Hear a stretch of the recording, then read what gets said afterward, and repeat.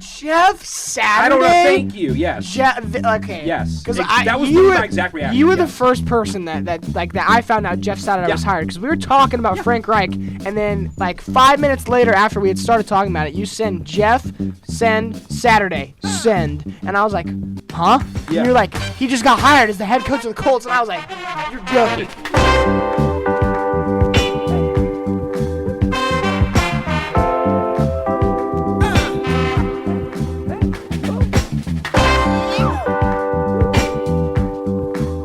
Good morning, evening, afternoon, whatever time it is by you. Welcome back to the Underqualified Knuckleheads Sports Podcast. I'm your host, as always, Andy Newman. Sitting alongside me, again, as always, is the man, the myth, the now regrown mustache, Daniel Keene. Daniel, how are we? And also, we have a guest. You want to introduce him as well? Yes, I'm doing good, Andy. It's like a little beard thing right now. I shaved for the fundraiser, and now I'm like, I'm just going to go until it's uncomfortable. Actually, it already is uncomfortable. I have like it's getting a little itchy, but it's whatever. Today, joined us with the studio, friend of the podcast. Joined us with the studio?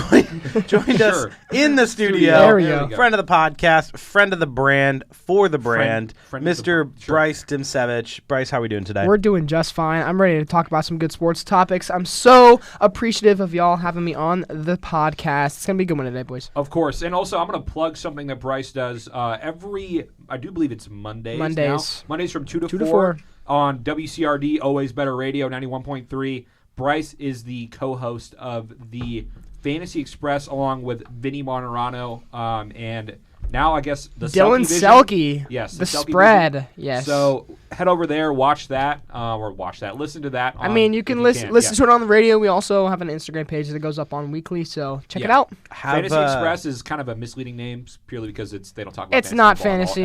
So it's real. It's real Express. I was not in charge of the naming of the it's not even podcast of the radio show, but that's on Vinny. But we're vibing with it. We like it. Have you guys thought about pulling the audio from the radio and just podcasting it too? That's something I'd have to ask Vinny about, but I don't know. It's a good idea. I keep saying have Andy and I on. That's also a good idea. Andy comes on, but we talked about basketball for about an hour, and Andy just sat there. So it didn't exactly work. I'm not. Words. Yeah, Bryce is a big Boston Celtics fan. I'm not. It's long standing that we don't like the NBA on this show. I can't say that I don't like the NBA. He's a Pacers it's just that guy. The Pacers suck. Yeah, that is a. He's that is wrong. Not wrong. I thought they were looking good this factor, year. okay. They were doing good this year. I don't know. They're not doing great. I mean, they got good young talent, but I'll pay attention in the playoffs. It's not good. That's fair. I think they've won a couple games more than people thought, right? I mean, it's first 10 games, so who cares? Yeah. Okay. Really. Fine. Thanks so much for making my confidence so much better, Bryce. You're welcome. We'll get to the Colts. Before we get into Bryce is here purely because he's a big soccer guy. Big European football. Big soccer guy. Big soccer guy. Big football guy. But I'd like to preface a couple things before we start getting into the meat and potatoes of our podcast. First and foremost, some sad information coming out today for the entertainment community. I know this is a sports podcast, but still want to throw it out there.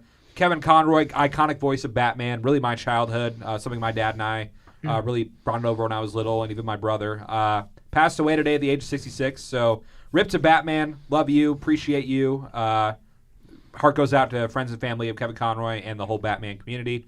And then also, on maybe a brighter note, hopefully later tonight, Friday, today, yes, 7 o'clock, Lafayette Jefferson, Carroll High School takes on Lafayette Jeff for some regional championship football action. Love you guys high been school paying football. attention? Have you been paying attention to IHSA football at all? I mean, my football team in my high school is typically very good. Yes, we're only a 2A football team, but I pay attention to that stuff. I'm kind of rooting for HSC in the 4A bracket just because that's where my girlfriend went to high school. So go HSC. They're playing on tonight as well. So good luck to them. But Hamilton Southeastern, right? Yeah, they're 6A. They're 6A. 6A. I don't know why I said 4A. Sorry. Football. They're 4A for volleyball and basketball. Yes. Yeah, I think they won the 4A state championship last weekend in volleyball. They did. They beat that's Yorktown. why I said that. But yes, they're 6A in football. Sorry. Yep. Yeah, I only really pay attention to Delaware County high school football. Just as a sports editor of the DN, we have reporters out on high school beats. And you're from Michigan, so you really don't have any skin in the game. So I do not have any skin in this game, no. No. My Whitmore Lake Trojans, though.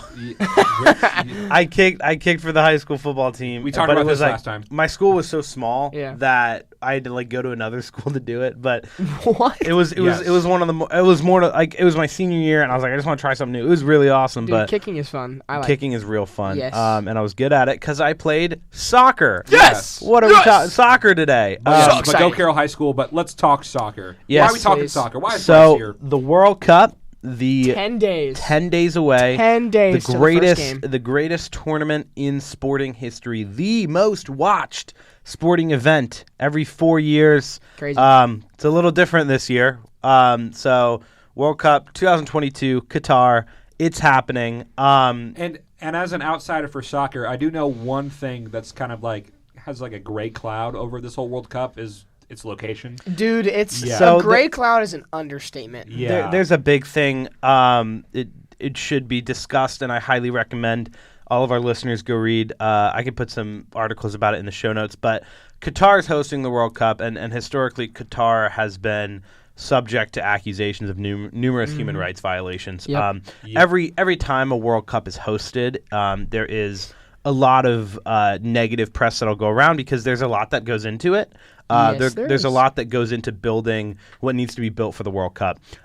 So it happened in South Africa in 2010. It was really bad in Rio in 2016. Yeah, was it really? Oh yeah. Russia. So basically, a lot of these areas build brand new stadiums, and they build hotel style housing for millions of people that are going to flock to their area for the World Cup. It is a big thing to win that bid. Yep. There's always a lot of shady stuff on how countries and locations win the bid actually. But a lot of these places don't have the infrastructure to support a World Cup, so they build it. Yeah. And it's really cheap housing, it's really cheap labor. Yep.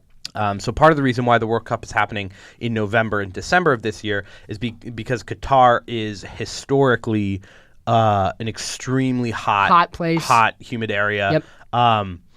It should have never gone to Qatar.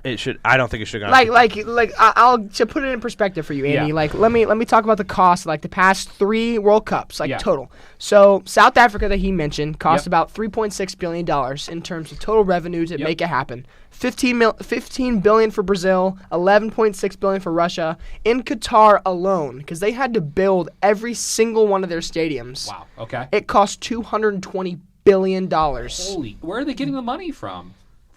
Wow. Just to have the World Cup there.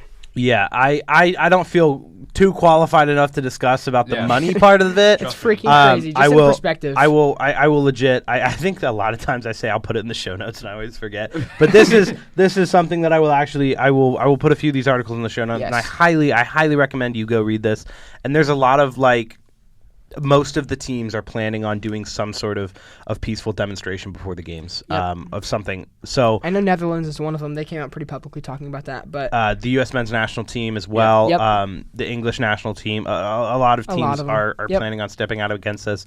A lot of it also, they employed a lot of labor to build the stadiums, and I can't remember the exact number.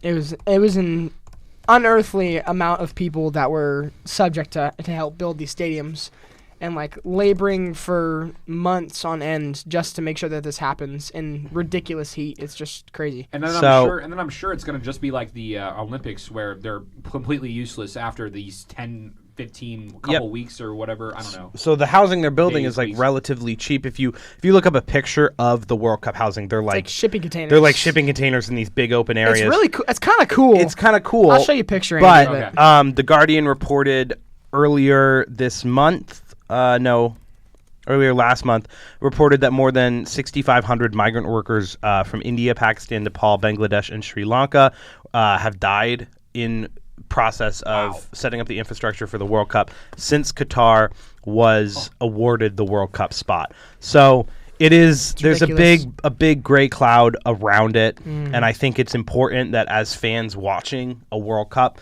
we are knowledgeable and we're understanding and can take in the weight and the brevity of what went into building this World Cup.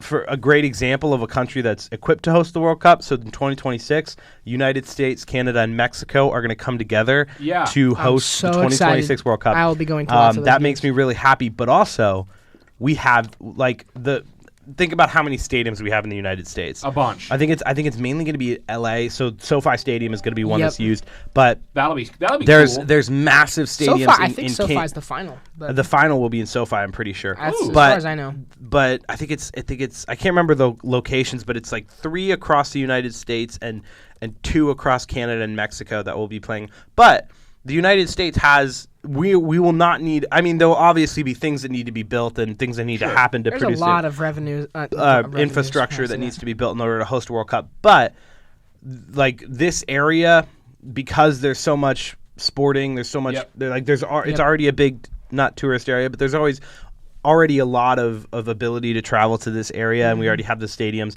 It's a lot less worrisome. It's not. Yes. It's a lot less. It's easier. It's easy. And we even still use some of the stuff that we've used in like previous stuff like that. It's like the LA Olympics back in like the 80s or whatever it was. We still use that stadium that they built for like the track and field and everything. Like USC plays there. Of course, of course, that's going to be used. But like you talked about the different venues that like they have available. Like you've got New York, New Jersey, Philadelphia, Boston, Atlanta, all these different cities that already have wonderful stadiums and arenas built for games that can hold these. But the big issue is like these places, especially Qatar, don't have stadiums like this. So Qatar had nothing, literally nothing. I mean, like what I was getting at was like how that some countries just like literally just like get rid of and abandon like their Olympic locations and stuff. Yep. Just like that's probably what Qatar's going to do. One thing that's very interesting though is that there was a stadium that they did build. I don't know. I think this is the only stadium like it, but it's built like repurposed shipping containers. So this entire stadium can be taken down and transported somewhere else across the world and rebuilt, which I think is very fascinating. But that's one stadium out of like 12 that were made. Yeah. And it's just a ridiculous amount of money and labor and people, and it's just a whole ordeal. Yeah. And there's also my friend Jacob Booth just tried to call me. I don't know why Booth. What is going on now? Oh, hey, there we go. What is happening? What just happened to my phone? Okay. We're good. We're back. Okay, we're back. We're fine. All right. Wow. Neat. Okay. But basically, there's also a whole lot of so if you ever look into the FIFA corruption scandal of the last 2 decades, I can't remember his name. He's at the head of FIFA for a little while. Shoot, I'm gonna. I know what you're talking about. I know the guy. No idea. Wait, so is FIFA actually a real thing? FIFA's the overseeing organization of all football. Got it. I thought that was like a random name for the game. Okay. So it's Sepp Blatter that I remember. Yes, that makes sense. But no, there was massive corruption across the entire thing, and part of that comes with World Cup bids because there is so much there's so much money to be made from a World Cup that a lot of countries want, and the bid to host a World Cup is expensive. And there's been a lot of talk that sometimes, like the Russia World Cup in 2018, especially the Qatar World Cup in 2022, there was potential shady dealings in order to get the bid. Also, FIFA stands for Fédération Internationale de Football Association. I think it's French.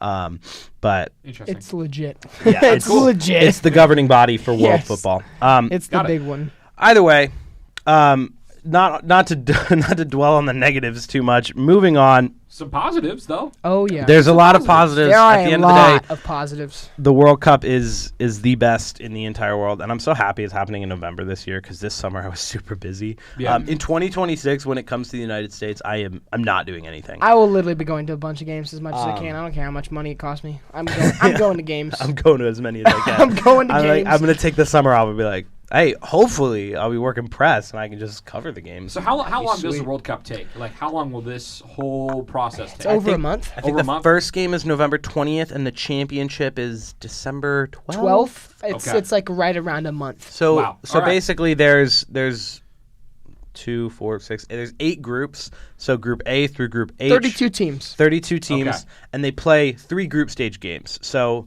let's go with Group B. Group B is England, Iran, the United States, and Wales.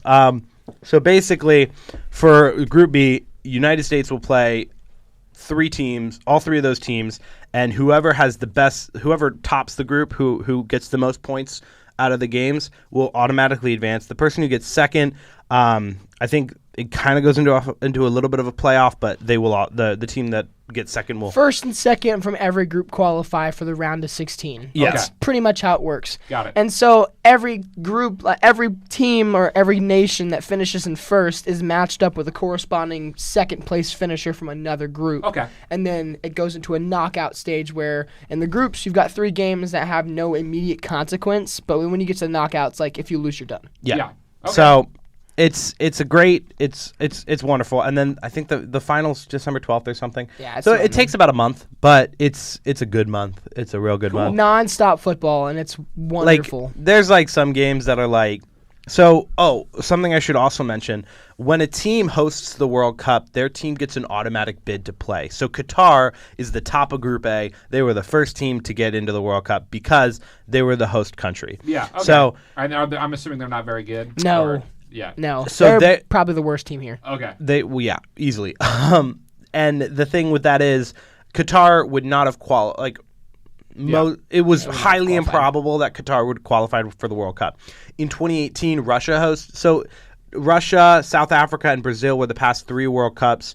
All of those teams probably would have qualified. The South African team in 2010 was very, very good. Yes, they were. They made a run, I think it was to the semis? I think they went to the 8. So the host country gets an automatic bid. But outside of that, it is all up for grabs. Mm-hmm. But let's focus in a little bit more on Group B. Obviously, Group B is the one with the United States. That's what we like to see. Bryce, what are you feeling about this group? I'm probably more confident than I should be. I'm a very much so an optimistic sports watcher for every team that I support. And going into a group where we've got an England team that is probably one of the better teams in the tournament, and a struggling but feisty Iran team, and then a really underrated Wales team. And the United States is kind of a huge question mark. You've got a lot of uncertainty surrounding the team, both by how they've been performing as of late, and also the squad that they selected, the 26-man roster, which I'm sure we'll get into in a little bit. But I do like our chances. I think Wales is the first game we have on November 21st, and I'm confident of our chances of beating Wales, or at least getting a point. At least. I don't think Wales is that. I think Wales in the Euros was a little bit better than Wales now. I think Gareth Bale, who's the talisman for that team, washed. I don't think he's washed, but he's definitely. Well, he just won the MLS Cup. MLS Cup. Yeah, the MLS Cup. The MLS Cup. Yeah. Just so you know, so there's 5 major European leagues. Major League Soccer, right? MLS, Major League Soccer. That's the American one. Yes, it's not bad. It's not bad. It's in the top 10 leagues in the world, but it's on the lower end. And I could do an entire podcast about. It's I think I got soccer. It's a little bit better than the MAC, I'd say. Oh, it's better than the MAC. Okay, understood. Yeah, it's not that much. It's not that much of a joke. I think last year I got a little not heated, but I got pretty heavy into discussion about why the MLS is going to become a top league in the future, because we are starting to produce some of the greatest talent across the world. But right now, no, it is not the best league in the world. It's getting there. It's getting there. So yeah, keep going. When it gets better. Yes. I think Wales is beatable. They are. Absolutely, they are. It should be a win. If we at least get a point out of it, I'm happy. But we should win this game. We should win. Thinking about Wales also, the guy who called me earlier in the podcast, at Jacob Reese Booth, his dad is from Wales. That's cool. Okay. Now lives in America, and then obviously my friend Jacob was born in America, and his mom is American. So he's got a little bit of dog in both of that fight. So I'm interested in. I need to talk to him about who he's going to root for. We're going to make you watch these games, Andy. Hey, I will. I honestly will. As you should. Yeah. It's. I'm interested in it. I'd watch it. Yeah. Next in the group, Iran. I think. No, don't we play England? We play next? England second. Yep. We play England second. Isn't that Thanksgiving? It's the day after. Black Friday. Yeah. Yep. But basically, England went to the Euros. So there's the World Cup every 4 years, and then there's the Euros It's okay. The Euros is also every 4 years, but it splits the World Cup. Okay. So in 2 Euros years was in 2020, and now we've got the World Cup. So in 2 years we'll have the Euros, and 2 years we'll have the World Cup. Okay. So the Euros are it's like a World Cup for Europe. But then there's the Copa America, which is the World Cup for South America, and then there's the Gold Cup, the CONCACAF Gold Cup, is for North Americas. So it's Mexico, Canada. There's also like I think it's Costa Rica, Panama, Paraguay, like some of those countries. That's the Gold Cup, and then there's one for the Asian continents. I don't remember. Or I think it's just countries, not continents. I think it's just called the Asian Cup. Yeah, but so basically it's a World Cup for each pretty much area. And then there's the African Cup of Nations too. And the Antarctic Cup, right? Yeah. Oh yeah, totally. Yeah, 100%. Yeah. That team is literally so Go good. Penguins. Go Penguins. Beat those polar bears. But so there's that as well, which is pretty fun. But the World Cup is really where it all goes down. But England went to the Euro finals and lost in a heartbreaking fashion. PKs. I think it's known on this podcast, I'm a huge Arsenal fan. Bryce is a huge Chelsea fan. I'm a Liverpool guy. I actually am. Okay, Andy, you could not name more than 3 players on Liverpool. Okay, is all time acceptable? No. Okay, well I know Mane or Salah. Salah's on the team. And Sadio Mane was the other one that I was. He's not on the team. I know he's not on the team anymore. Again, also from Booth. So shout out Booth. We'll get you in. We'll get you into it. We'll get you a team. But I'm a huge Arsenal. I want to be Liverpool. Okay, well they're not great this year, so that's I know. nice. I heard that they were bad. It's because LeBron bought a majority stake. Yeah, literally. Yeah. Yeah, I remember thinking before Liverpool won the Premier League title, they're going to win this. You're like LeBron, yeah. I really hope that joke landed. I understand. Okay. When he said I was listening to Amigos in 2010, I was like, bro. Okay. I just knew. Really La Predictor. La Predictor. When did that happen? When did that come out? Well, because then realized this. I don't know, because he said it after. I don't listen to a lot of Migos, but one of their members was Takeoff. Yes. Takeoff passed away, and somebody quoted him because in an interview he said something like, they were the best. I remember listening to them in 2010. Well, 2010 was before before Migos formed, so we were like, hey yo, LeBron, and then it came out a couple. Somebody found it, but it was an interview from a while ago where it was the game that Kobe went for 80, and he was like, I thought he was like, go 70, man. Yeah, he was and then he got to 70, he's like, you might as well go for 80. and we were like, what are you talking about? So it's kind of learned that LeBron James might be the pathological liar. and then he walks into every once in a while he'll walk in a locker room with on with the first page of a book, yeah. Or reading it upside down or something. It's so good.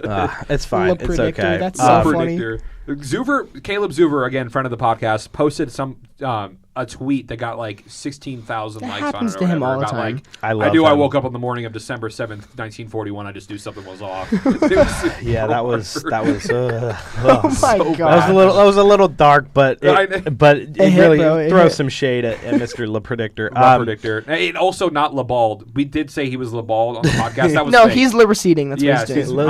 I thought he actually Le Receding. How does this affect LeBron's legacy? That's what I want to know. Yeah, it does. How does the World Cup affect LeBron's? He's a week after Brazil wins the World Cup. Yep, I do have Brazil winning. A week after Brazil, I do too. As well. I have Argentina. Yeah, I know. That's a good pick. It's because the FIFA. We'll talk about that in a minute. Predictors. We're 3 circles off topic right now, so I'm gonna round him out real quick. A week after Brazil wins it, he's gonna go. Man, back in early November, I was like, Brazil man, yeah. I had it. Yeah. Neymar and I had a talk, bro. Me and Fabinho. So LeBron's also a part owner in Liverpool FC. Yeah, that's probably why a lot of the United States is kind of shifting towards Liverpool fandom over Tottenham because Tottenham is not good at Tottenham Hotspurs. Not good. Not good. What's the team that Ryan Reynolds and Rob McElhenney own? Wrexham FC. They're in League One, bro. It's on Hulu. It's really good. It's so good. I love it. I really want to see that team succeed. So wrapping it up one more time, England almost won the Euro 2020, but one of my favorite players, Bukayo Saka, who's also an England international, he went up to take the decisive penalty and it was saved. He got subbed on to do that too. So here's my thing, and I would talk about this till the day goes on. The 3 of the 5 penalty takers were under the age of 20. It's crazy. Or were under the age of 20. That's on Southgate. It was Rashford who was 21, Sancho who was 22, I think, and then Bukayo Saka who's 19 at the time. Sancho was 21 at the time. Yeah, so they were all extremely young players. You have more You have veteran players who should be taking those kicks. Yep. You have veteran players who've been in those moments. Of course, McGuire makes his. Like, what? Oh my gosh! But so basically, they lost, and so that wraps up. Rounding it back, Rounding it back up. Back to the World Cup. Back to the United States. Wednesday, the United States announced their U.S. men's national team roster. You mind going through it for me and kind of what you picked and what you didn't like, Bryce? Well, we can start with go position by position. We'll start with the keepers here. I mean, no surprises here in terms of Matt Turner and Ethan Horvath. I think Matt Turner is the out-and-out number one for the United States. He's really cemented himself. Representing Arsenal FC. Moving over to Arsenal, and he's performed really well in the games that he's played, coming from a little bit of a knock, but he seems fully healthy. And then Ethan Horvath has been playing great in the championship for Luton Town.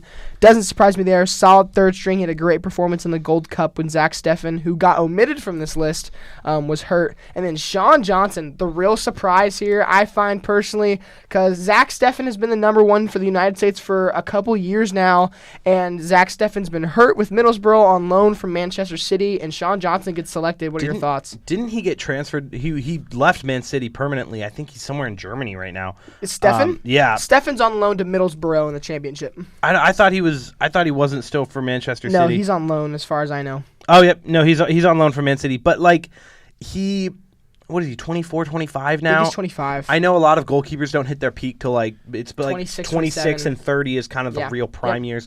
But I saw him play a little bit with Man City in the preseason before he got loaned out. I think he had a really good spell. He was really in form for a good year, 2 years there. I think that injury in the Gold Cup. So Ethan Horvath. I went to school with a guy named Logan Horvath. I didn't go. I think we swam on the same swim team. I knew him from when I was younger. Logan Horvath. Yeah. Shout out Logan Horvath, baby. So every time I say Ethan Horvath, I think Logan. Morgan Horvath. Oh boy. But Zach Steffen got injured, and Ethan Horvath came in, and he produced a lights-out, like, amazing performance. Saved a PK to pretty much save the game against Mexico. To seal the game against and Mexico. And by PK, you mean penalty kick. Yes. I didn't know that. Other people might not. Ethan Horvath was for sure going to be on this list. Matt Turner has pretty much established himself as the number one for the U.S. men's national team. Yes, he's a backup keeper for Arsenal FC, but he is one of the best shot stoppers. He was one of the best shot. He won MLS goalkeeper of the year with New England Revolution before his transfer. And then Sean Johnson. He's just had a really good season. He just played really, really well, and he deserves it. Yes, and I'm not saying Zach Steffen doesn't deserve it. It's I think the U.S. men's national team coach. I always mispronounce Greg his name. Berhalter. I always think like Berhalter. Greg Berhalter. Names today. He was taking interviews during the World Cup release show, and they asked him about the omission of Zach Steffen, and he said like it wasn't really about what Zach Steffen didn't have. It was just about what we had. So. There are three solid goalkeepers. Johnson's selection is not a bad one. It's just more of a surprise. And you're the third. He's going to be the third choice. Yep. He's probably never going to see the field, but he's going to go. He's going to be there. He's going to be a part of the team. He's going to be good for training. It's a good keeper to have for training. And also, what I love is all three of these goalkeepers are under the age of 25. Yep. I think, or maybe Sean Johnson's old. He's old, really? Oh, he's in his 30s. No. Yes, he is. Because he was up for contention. Okay, sorry. I'm thinking last World Cup in 2014. I'm thinking Horvath was super young. Yeah, Sean Johnson's at least, 33. Yeah, I was mainly focused on Matt Turner. I think Matt Turner's 25, 26. Still relatively young for a goalkeeper. And I think the future is bright in that position for the U.S. men's national team. And he's 28. In the future, we'll see Zach Steffen probably come back into the fold a little bit more. I agree. I think he just playing in Man City is always a great accomplishment. But when you're buried behind a world-class keeper like Ederson, it's really hard to stay in form. Mm-hmm. And that's honestly his downfall. Like, Matt Turner really has a good shot at competing with Ramsdale. Yes, Ramsdale is the out-and-out number one for Arsenal, but he's going to get a lot of matches because Arteta's just a smart manager. Arteta will play him. I think he played most of the group stage games in the Europa League. And the cup ties as well. So he didn't play the last cup tie mainly because he's not injured. He's been hurt. He was coming back from an injury, and Arteta was like, we'll just rest him. Arsenal don't really worry about the cup games. They actually lost to Brighton. They were like, whatever. We don't really 3-1. Yeah. We don't really. They put out pretty much an academy squad. The defenders, maybe for the sake of time, interesting. Pick what you liked. Pick a player you liked, a player you didn't like, maybe a player who we missed out on. I'll pick two that I like, just because I think we need to talk about Cameron Carter-Vickers, who plays for Celtic, has been absolutely sensational for his club team, and then Tim Ream.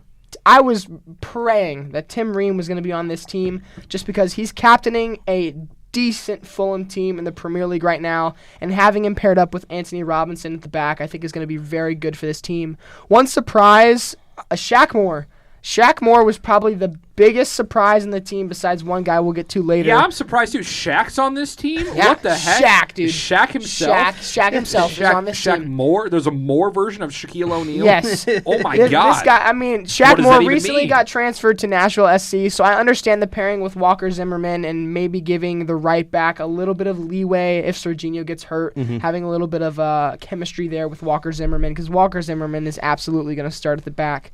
But for the defenders, it's about what you expected, except for Shaq Moore. I think, yeah, it's pretty much exactly what we expected. I really like...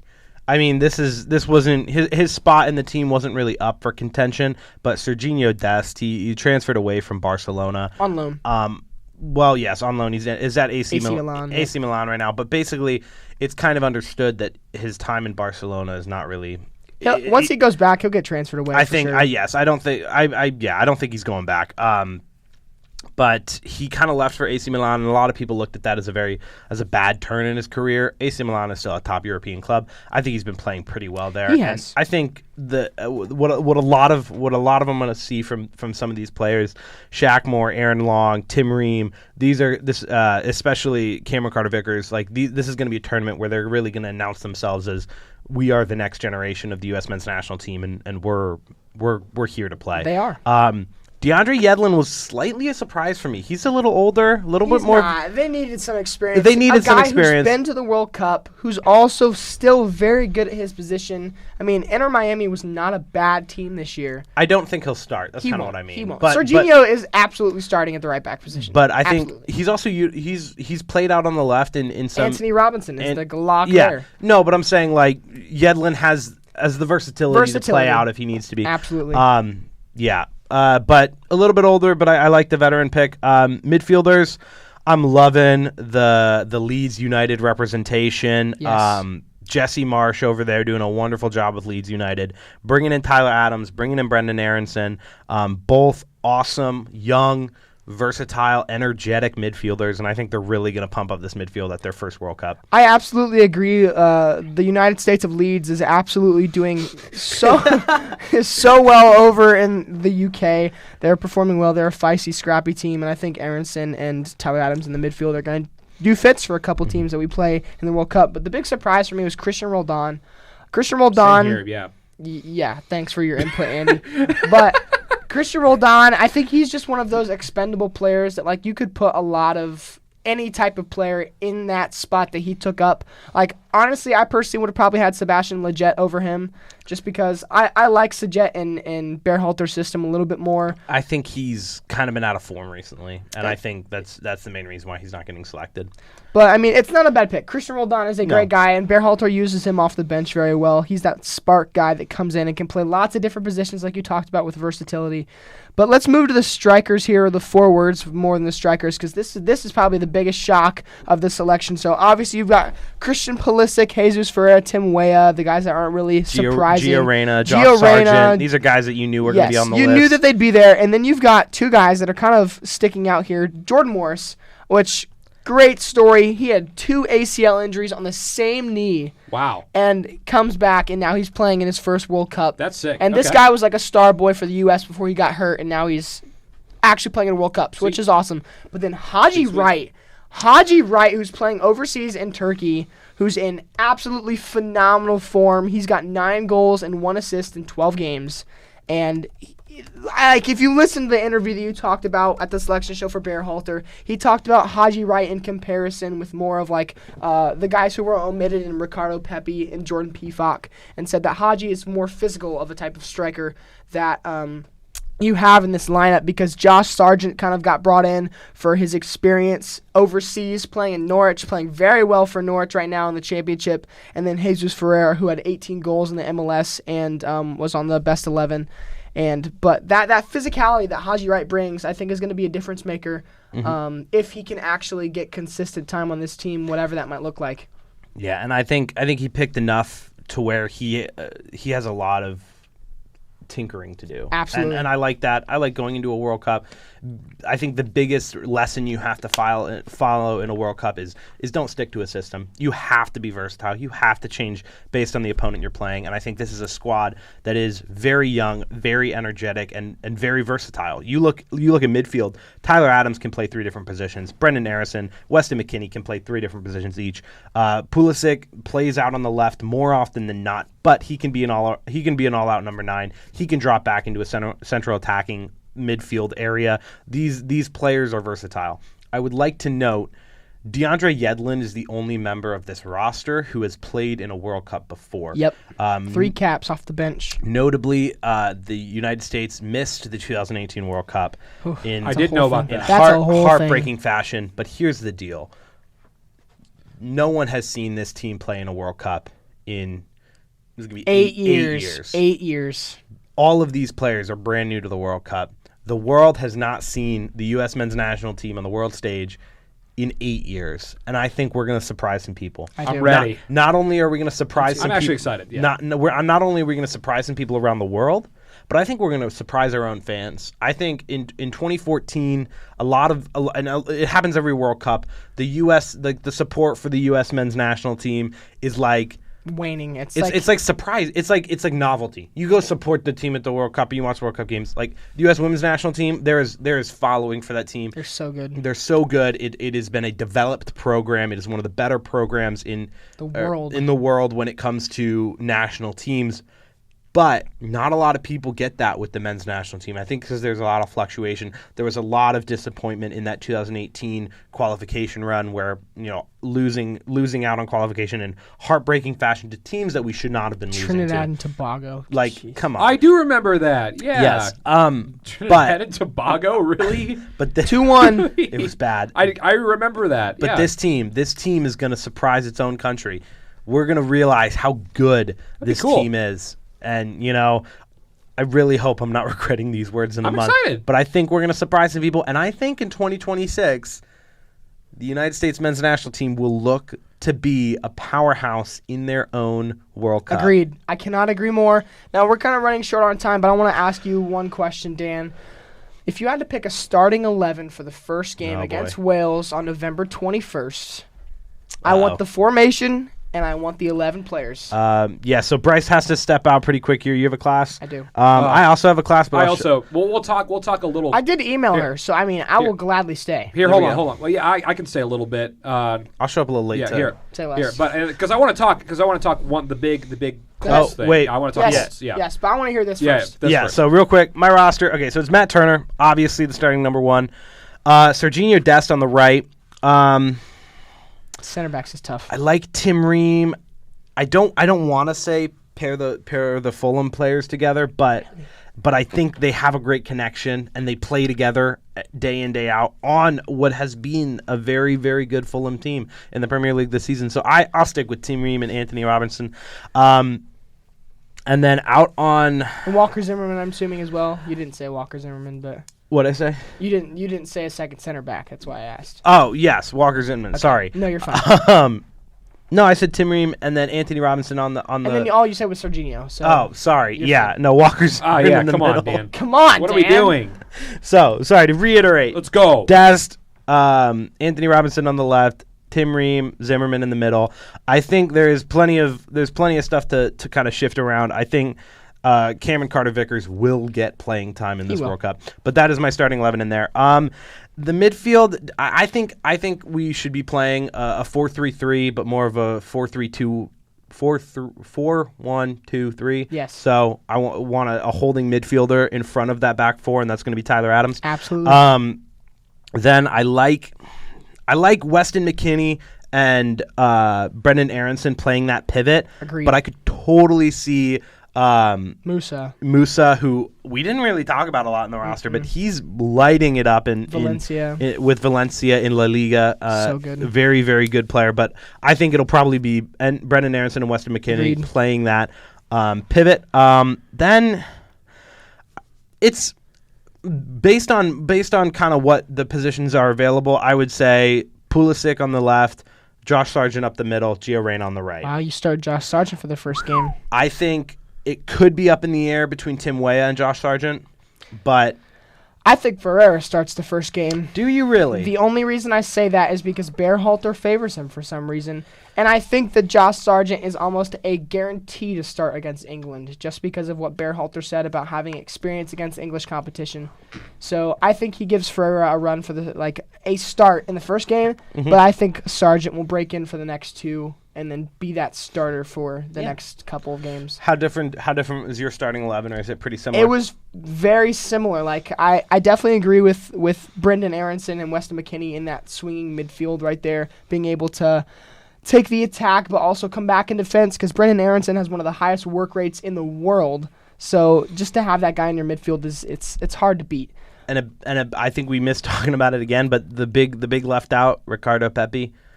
That's tough. That's really tough. I think he will be in the 2026 World Cup. It's a lock. He's a young player though, and I think he did light it up in the 3 goals in qualifying. 3 goals in qualifying. He was good in the Gold Cup.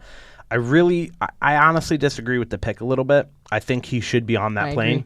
I agree. But, it is what it is. I think he does have a bright future with U.S. men's national team. We just need to back this team. Like, the team has been selected. They are going to the World Cup, and it's time to start supporting them regardless of what our opinions are. It's just like if your football team hires a center who's never had an NFL coaching experience. You got to back him. Thanks for that great transition. Welcome back to me on the podcast. Sorry that I've been taking kind of a back seat here.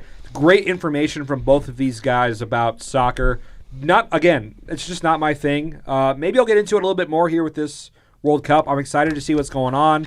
Invite me over to watch some women. It'll be on in the newsroom. Don't worry. National team, whatever. Anyway, all right. So getting into the big topic for at least the NFL, some real football. I'm kidding. Wow. I know. I know. 5 or 6 billion other people in the world would completely disagree with me, so it's fine. Bryce, you're a Colts fan. Absolutely. Let's talk about what in the world this insane just streak of insanity that Jim Irsay has been on in the past couple weeks. 3 weeks ago or so, I think it was about 3 weeks now, Matt Ryan benched for Sam Ehlinger. The next week, Marcus Brady, our offensive coordinator of 2 years, fired. The next week, shocker of the century, because I thought he would finish out the year, Frank Reich let go as head coach. And even a bigger shocker, I don't even understand the thought process or anything behind it still. Jeff Saturday hired as head coach of the Indianapolis Colts. Interim head coach. Interim head coach of the Indianapolis Colts. What are your thoughts? Because I honestly, when I found out that information, I was in Kate Elliott's class with Dan. When I found out that Frank Reich was fired, I walked out and went and screamed yes in a bathroom, like, triumphantly. I actually did do that. That's such an Andy thing to do. That's Andy Newman such an Andy thing to do. And then we were back in the UML. Wonderful. Yeah, we were back in the UML after Kate's class, and I got a notification on my phone that said Jeff Saturday. And I'm like, what does this mean? Because I didn't read the whole thing. Went to Twitter. Jeff Saturday hired as interim head coach. I literally fell to my knees in the middle of the UML and was confused. I was like, I don't know. I didn't even say anything. I was just like, what? So with the Daily News, we do a lot of breaking sports reporting when it comes to like pro teams and stuff, especially indie teams.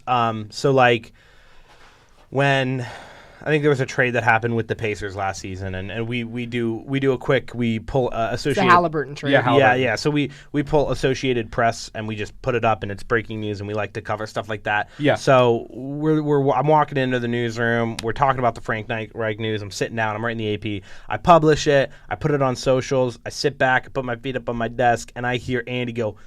I'm not going to yell it, but I hear Andy go, "What the heck is going on?" in the newsroom. And I turn around, and then I like check my tweets, which are just blowing up. Jeff Saturday. And then I'm like, gotta go edit this breaking news piece. This story has been updated for what the heck is going on. Yeah. But I think it's the first time in his 25-year ownership of the Colts that Jim Irsay says has fired. I was about to make a joke, but that's a little negative towards Mr. Irsay. But has fired a coach mid-season. Yes. And more so, I think, the Ring of Honor a couple weeks prior is going and shaking everyone's hand. He might have leaned in and go, hey, I'm going to send you a text maybe a little later. We'll talk. That was wild, though. Like, Jeff Saturday. I don't know. Thank you. Yes. Okay. Yes. Because that was my exact reaction. You were the first person that I found out Jeff Saturday was hired. Because we were talking about Frank Reich, and then 5 minutes later after we had started talking about it, you send Jeff, send Saturday, send. And I was like, huh? Yeah. And you're like, he just got hired as the head coach of the Colts. And I was like, you're joking. No, he wasn't joking. No. But, I have my skeptics. Of course you're going to have skeptics. This dude is not coached at all. At the college level, 3-7 in high school.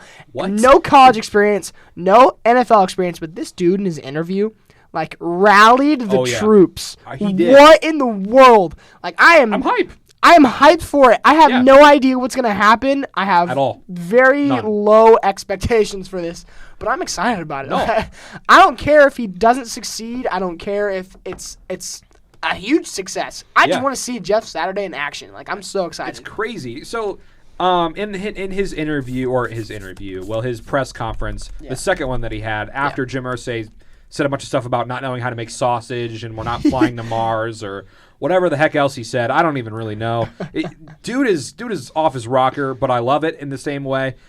He's kind of just taking on the persona of every Colts fan where he's just he's just done with it. He's just done with it. And I'm happy for that. But in Jeff Saturday's just by himself presser, he goes, bro, I'm confident in myself as a man. I know what I'm doing. Maybe I'll be really bad at this. Maybe I'll be really good at it. I don't know, but I'm going to dang well sure that I'm going to try. And it sounds exactly like that, does too. It's exactly what it's like. I absolutely loved that video. I know. That gave me Dan Campbell vibes. And then he talked about how he played the NFL for 14 years, new Hall of Famers. He's not bad at success. this. He knows what he's doing. He knows the game of football. He knows the game of football. He does he know head coaching? I don't know. We're gonna find out, and that's gonna be a real. It's kind of fun. I like the experiment. I do. And we had Caleb Zuver, friend of the pod, reporter for the DN sports section. He wrote a column about what this means, and he wrote a column when they started Sam Ehlinger, and he goes, basically they've given up on the season. Yeah. Either Sam Ehlinger does really lights out, plays great, and he's our new number one, or we've got a first round quarterback to spend our money on. I think they're leaning towards the latter now. Yeah. He's not. He's really spoiled his opportunity, and I feel that's also partially not his fault because our O-line gives him no time of protection. That is true. But hey, if at the bare minimum, Jeff Saturday, center in the NFL, probably should be a Hall of Fame center. He will be. Probably is going to fix that offensive line. I really hope so. Hope so. I really hope so. But Dan, with in regards to our bet that was made, you want to take back on it because you can't. You cannot. No, I can't. So you still owe me Culver's. So when the Lions were 1-5 or 1-6, I texted Andy and I was like, "We can go back on this or whatever." I should have said yes. He should have said yes because now the Lions are 2-6, and the Colts fresh are off a Packers win, 3-6-1. Are we 3-6-1? 3-5-1. 3-5-1. We are one win back. 3-6-1. We're gonna do this. This Lions team's good. You think we're losing to the Bears this week? Yes. Okay, what's better? What's better yes. though? No, we are not. Yes, what's better though? 3-6 or 3-6-1? Well, 3-5-1. No. Well, if we lose this week and they win, 3-6-1 is better. I think it is. It is better. Yes, because you have a tie, but also it was a tie to the Houston Texans. In the first week? Yeah. I'm well aware. I don't know. First week. I don't know. Davis I do still owe Andy some Culver's, which I'm on duty tonight, but I'll figure out a time. So am I. Do you have this weekend too? We just have a half. I have this weekend. Bryce is also an RA. Bryce is also an RA. Yes, I am. So we had Dan on the podcast last week. RA, you're an RA. I'm an RA. Bryce is an RA. Who else do we want to invite on here? Ben Hamilton. Let's bring him on in. Ben Hamilton's a vibe. I love Charlie Ben Hamilton. Cronin on in here. Charlie Cronin. Bryce is an RA in Kinghorn. Yes. So none of us are actually RAs in the same building. Imagine if we were all RAs in the same building. A heck would break loose, but it'd be so fun. It'd be so much fun. We are relatively nearing the end of the podcast. I would like to say real quick, I just got a text about it while you guys were discussing your shambles of an NFL franchise. Thanks so much. This guy's 2-6. From the Lions. This guy's 2-6. If the Lions played the Colts right now, who would win? It is the Lions. You really think the Colts would still? No, are you kidding me? I don't know. Are you kidding me? On what planet? On what planet? Are we on Mars? Are we on Mars, Andy? Earth. No, we're not. We're on Earth. And the Lions win on Earth. The Lions win on Earth. Is that what you're telling me? That's his a motto. bold statement. That's a bold statement. I do think though, like I think it was mentioned at some point where basically the two teams with the lowest record in the NFL battle it out for the #1 overall pick. I like that idea. I've come to hate that now. I like that idea. I mean, come on, well, dude. If you're playing in that game, you know how demoralizing that. It's like, oh yeah. It's like imagine if you're a quarterback playing in that game. It's like I really want Bryce Young. Let's play well. Sam Ellinger run out there. And Jared Goff. Yeah, let's I play gotta for Bryce sling Young. the ball so I can get replaced. Please, yes. Yeah. It doesn't make any sense. No, but I got a text from a friend of the podcast, was on the show a couple weeks ago. Claire Whitty. Claire Whitty worked for the Pittsburgh Steelers this summer. That's got an interview with the Miami Dolphins next Tuesday. Ooh. All love and all luck and all support to Claire Whitty on that. I told her she had to buy me some Dolphins merch, but I don't think I want Dolphins. So merch. She's not going to be a Steelers fan. She's going to. I don't know. So we talked to her about this when she was on the podcast. She was basically like you kind of like when you're working for a team, you get so familiar with the players that you start to support them. But if she works the Steelers one summer, the Dolphins the next summer, and then the Bengals, and then the Bengals, like you just buy a bunch of NFL merch. That's what you do. Yeah, just general NFL merch. Like that hat that Rob Lowe wore at the Super Bowl. Yes, with just the NFL shields. Like I'm NFL fan. Watch my show. Sports ball. Watch my show. Well, like. I like to what happens when a coach gets fired? Like, do they keep their gear? Yeah. I'd like to think like an NFL coach who has played for, let's say, like I'm sure some of there's team issued merch, so that I have no idea. But I think maybe what I would do if I was an NFL coach who like bounced around to multiple teams. Yeah. I could do it. You know, if Jeff Saturday can, I can. You mean like no, Dan, you kicked for 1 year in high school. I was academic all-state. So was I. So was Everybody I. was academic all-state. Yes. Everybody was academic all-state. All right. As a manager, were you academic all-state? No. I could have. I don't think that's a thing. I like to think if I was an NFL coach who bounced around from multiple teams throughout my career, I would keep like one or two of the apparel that I really liked and just put it in my closet. And then when I retire, I have like different stuff. Give it to my kids, you know. Give it to your kids. Give it to your wife. Give it to your husband. Give it to whoever, you know. Yes. Like you just have it. And I think throwing it away is a bad idea. Or maybe if it's team issued, do you have to give it back? No. That's what I was saying. No, I don't think if it's team issued, no, because they get new stuff every year. That's got to be free. That's got to be free. No, but if it's team issued, like they might have a policy that you have to return some stuff. Who knows? Maybe. Who knows? I don't know how. Maybe you got to return the tablet. It's like, you know? Yeah. It's like your job back, and also that shirt that we gave you 2 years ago. I want it. All right? I need it back. That official Colts property. That official Colts license tie. Give it back. That thing you're wearing right there. The coat. That little trademark on the back. Take it off. It means I need Take it it off.